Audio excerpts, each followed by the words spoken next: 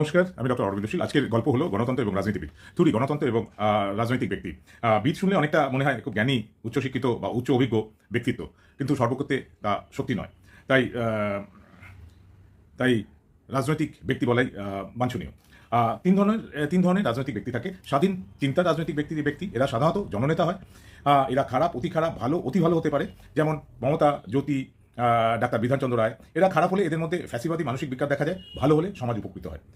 কর্মচারী রাজনৈতিক ব্যক্তি, এরা সিলেক্টেড হয়, ইলেক্টেড নয়। প্রতিষ্ঠিত রাজনৈতিক দল এবং ক্ষমতাসীন দল এদের ক্ষমতা ব্যবহার করে এদের ইলেক্ট করে। তার আগে এদের বায়োডাটা তৈরি হয় on basis of loyalty and certain credential including debating skill.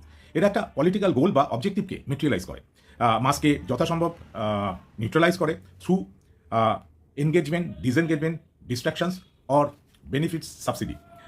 এরা এক্সপেন্ডেবল হয়। তৃতীয় শ্রেণী, এরা রাজনীতিতে আসে ব্যবসায়িক উদ্দেশ্যে। এদের কাছে ভোটাররা একটা কমোডিটি, পাবলিক ওপিনিয়ন একটা বেচাকেনার বস্তু, যাকে ম্যানিপুলেট করা যায়। Public service, public awareness, general development মানে সামগ্রিক উন্নতি, এসব নিয়ে এদের কোনো মাথা ব্যথা নেই। এরা যেখানে যেখানে বিজনেস এবং ট্রেড অপরচুনিটি তৈরি হয় সেটাকে এনক্যাশ করে। Motto self service over public service. যেমন ধরুন, কোনো রাজনৈতিক দল ক্ষমতা এলে দুর্নীতির কারণে বিরোধী রাজনৈতিক দলের যেসব ব্যবসা সম্পত্তি বাজেয়াপ্ত হয় সেগুলো রাজনৈতিক ক্ষমতা প্রয়োগ করে নিজেদের নামে আইন করে লিখে নেয়, শর্ত দলকে 25-75 নিয়মে ফান্ডিং করা। অবশ্যই এটা ক্লোজ ডোরে। এদের সবার উপরে থাকে লবি, সর্বোচ্চ রাজনৈতিক নেতা, সর্বোচ্চ ব্যবসায়ীদের নিয়ে গড়ে ওঠা একটা সর্বশক্তিমান প্রতিষ্ঠান। পুরো সিস্টেম, এজেন্সিস, মিডিয়া এদের হয়ে কাজ করে। যেমন ধরুন, আপনি আইএসআই, সিআইএ, কেজিবি সম্বন্ধে শুনেছেন, কিন্তু শুনেছেন। যদিও সোভিয়েত ইউনিয়ন ভেঙে যাওয়ার পর কেজিবি অস্তিত্ব নেই, কিন্তু আপনি এমএসএস সম্বন্ধে জানেন না। এমএসএস হলো মিনিস্ট্রি অফ স্টেট সিকিউরিটি, চীনের গোয়েন্দা এবং গুপ্তচর সংস্থা।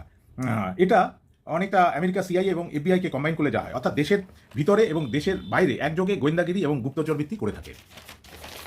আপনি এমএসএস এর কথা শুনবেন না, যারা হয়তো ভারতে অ্যাক্টিভ, নর্থ ইস্টে অ্যাক্টিভ, ভারতীয় উপমহাদেশের জিও পলিটিক্সে এরা অ্যাক্টিভ, কিন্তু লবি হয়তো চায় না যে এমএসএস নিয়ে বেশি আলোচনা হোক, কতজন ভারতীয় এমএসএস এর সাথে যুক্ত।